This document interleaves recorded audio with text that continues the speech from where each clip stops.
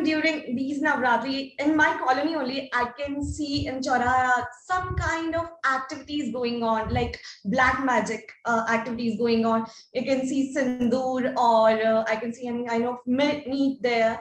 So what is actually happening? Is it related with Kali? And people also think that through Tantra, they can pass their sufferings or their any bad sufferings if they are.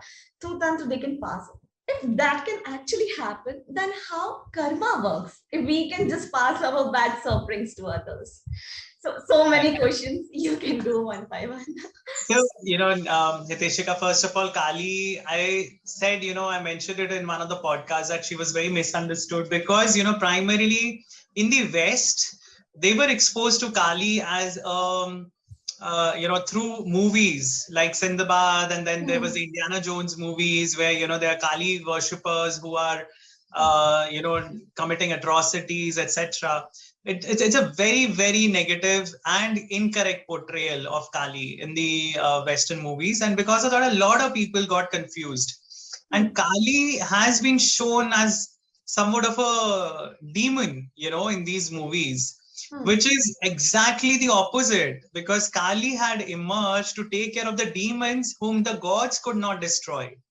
So she is fierce and she's so scary because she needs to scare the daylights out of the demons themselves, and she is the I would say, she's the ultimate pinnacle of feminism in ancient India, where, you see her standing on the body of her husband, and most of the Dash Mahavidyas, which are different manifestations of Kali, you would always see that, either the throne or the, is made up of the gods and the goddess is sitting on top of it. So it shows the female power. It shows the feminine aspect being more powerful than the male gods.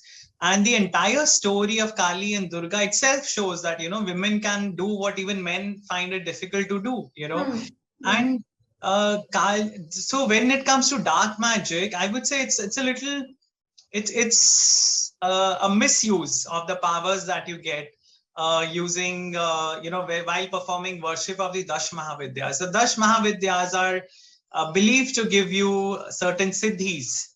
And through the use of the 5 M's, which are not really allowed in the regular worship, they are the 5 M's of Tantra, where, you can utilize these substances for worshipping in Tantra.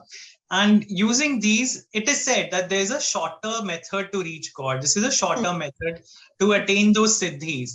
But a lot of people do this for personal benefit. When you're talking about, them sacrificing something or trying to pass on their bad luck to someone else, it can never be postponed forever. Your fate, your destiny will catch up with you sooner or later.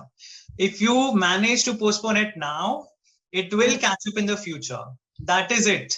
It will happen, So in fact, in my story, in the second book that I have written on Parshuramji, there is a boon, which was given. There's a potion which was made by a rishi, and it's given to two women to have children. And one of them is Vishwamitra, and the second one is Parshuram.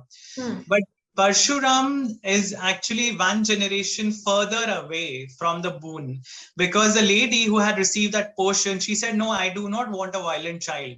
I do not want a child with Kshatriya tendencies.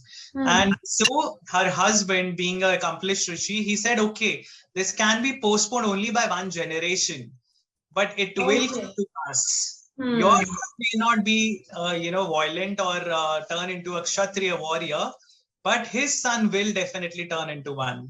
So that is what happens with destiny, that what is written in, this is your karma that's deciding your destiny.